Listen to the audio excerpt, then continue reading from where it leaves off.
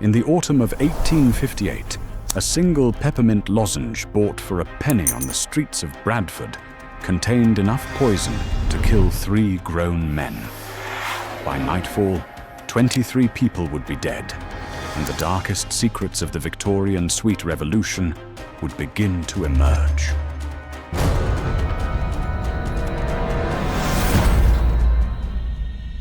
Welcome to Quill and Compass. Are you here for another dark and macabre tale from the annals of history? Then I'll roll up my sleeves. This is the story of how the greatest innovation in confectionery history became Britain's deadliest food scandal. In just 11 years, between 1847 and 1858, sweets transformed from luxury treats only for the wealthy to penny pleasures for every child in England. But behind the colourful wrappers and cheerful shop fronts lay a toxic reality that would shatter the nation's trust. Consider this.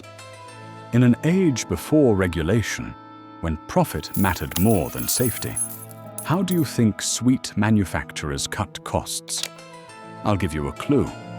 It wasn't by using smaller wrappers.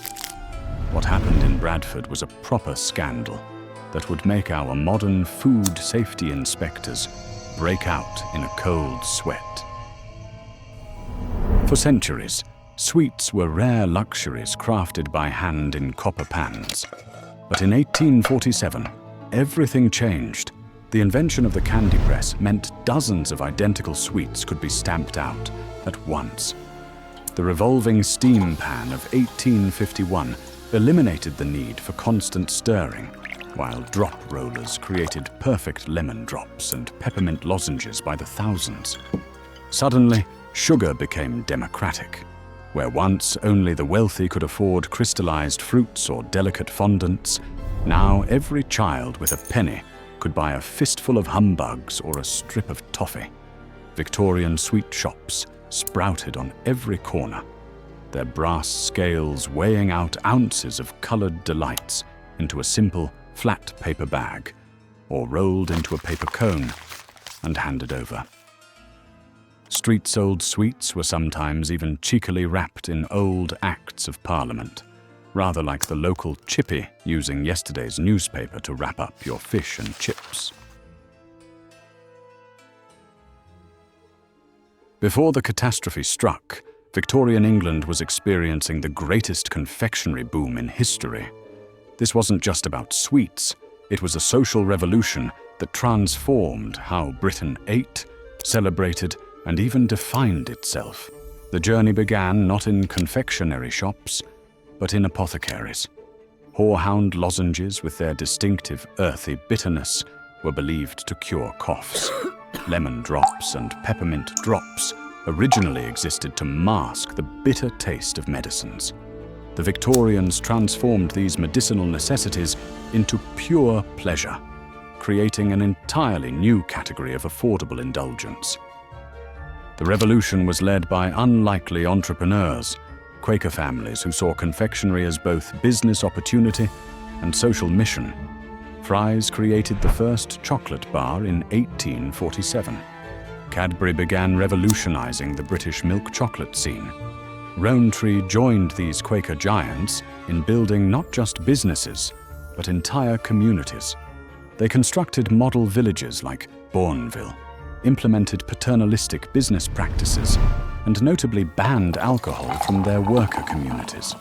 The balance they struck between capitalism and social welfare was an impressive feat, and as delicate as a house of cards in a textile mill. Be careful.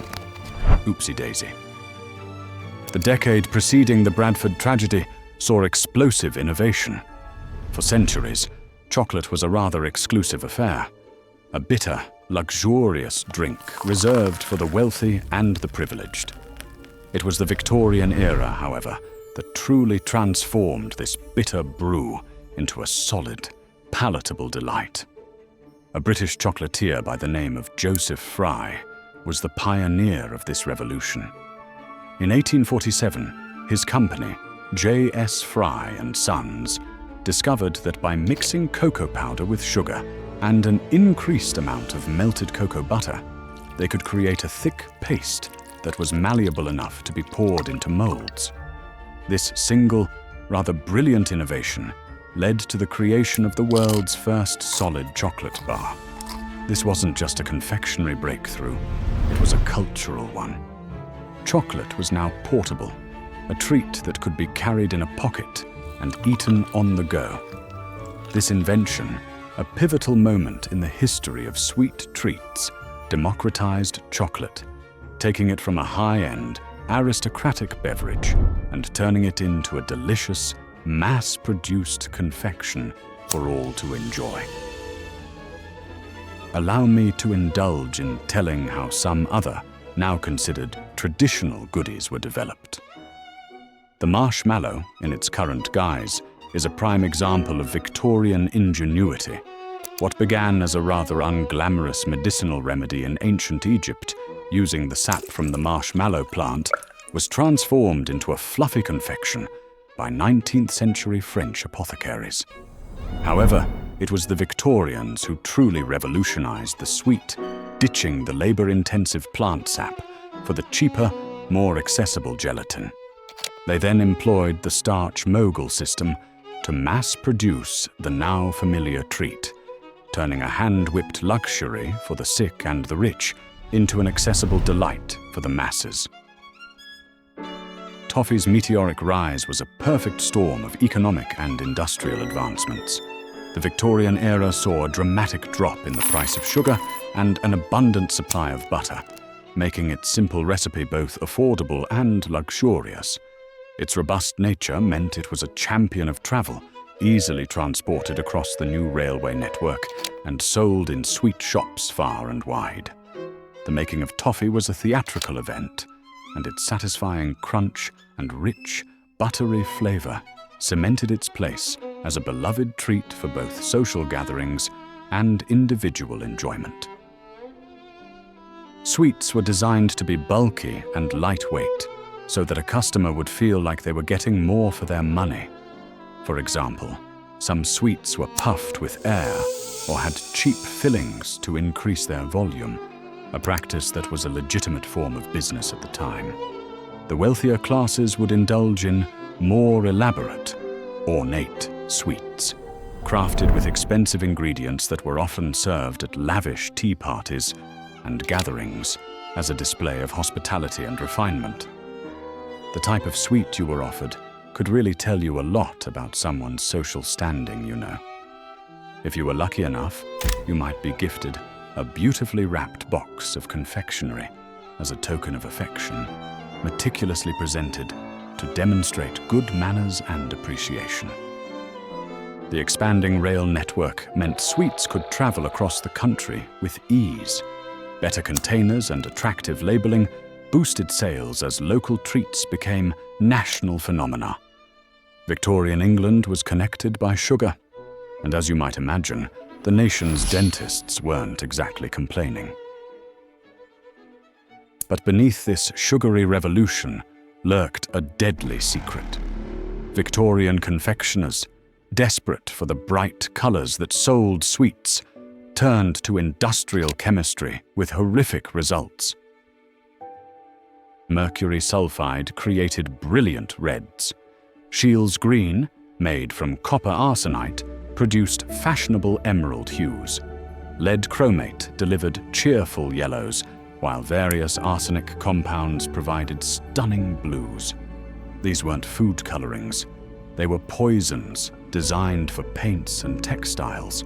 Children across England were unknowingly consuming industrial toxins wrapped in sugar. The brighter the sweet, the deadlier it was likely to be. But the problem extended beyond toxic colors. Sugar remained expensive, and less scrupulous manufacturers stretched their products with deadly fillers. Plaster of Paris found its way into humbugs. Gypsum known as daff bulked out expensive sugar. Even powdered chalk appeared in children's treats. These weren't accidental contaminants. They were calculated business decisions. Manufacturers deliberately used bulky and lightweight fillers so their customers would feel like they were getting better value. Every innocent purchase became a gamble with unknown substances. The sudden shift from quality to quantity in Victorian sweets was like a practical joke gone wrong. One moment you're enjoying pure sugar confectionery heaven, the next you're consuming a mouthful of plaster with your afternoon treat. In Bradford's bustling market district, sweetmaker William Hardacre ran a thriving business selling peppermint lozenges at a halfpenny each. Like many confectioners, he used DAF, powdered gypsum, as a cheap bulking agent to stretch his sugar supply. But on October 30th, 1858, a catastrophic mistake occurred. The chemist's assistant accidentally provided arsenic trioxide instead of gypsum. The two white powders looked nearly identical, but arsenic trioxide was one of the most potent poisons known. Hardacre unknowingly created hundreds of lethal lozenges, each containing enough poison to kill several adults. I understand that you may like to believe this was just a one-off error, a simple case of mistaken identity between similar-looking white powders. But what happened next revealed just how perilously close to disaster the entire sweet industry had been operating. The first symptoms appeared within hours: violent vomiting, excruciating stomach pain, and uncontrollable diarrhea. Doctors initially mistook the outbreak for cholera, a common misdiagnosis in Victorian England. But as more victims flooded the local infirmary, a terrifying pattern emerged. Every person had purchased peppermint lozenges from the same street vendor. By the time authorities identified the source, it was too late. Over 200 people lay seriously ill, and 23 were already dead. Children who had spent their precious pennies on treats died in their parents' arms. Entire families perished after sharing a single bag of sweets. The scene that night was as grim as any battlefield, but with one crucial difference. The victims weren't soldiers who had signed up for danger, but ordinary people whose only crime was fancying a cheeky sweetie. The Bradford Massacre transformed Victorian England in ways that echo today. Within 5 years, comprehensive food safety legislation replaced the weak 1860 Act. Sweetmakers abandoned toxic colorings, turning instead to safer alternatives. The penny pleasures survived, but never again would Victorian children gamble their lives on a colored lozenge. Fudge, a delightfully gooey American invention, arrived in England as a late Victorian sensation. Its origin is a fabled, fudged mistake, a happy accident where a batch of caramels went gloriously wrong, resulting in a softer, creamier candy. This new sweet, with its simple and adaptable recipe, was a hit across the pond, particularly at newly popular seaside resorts.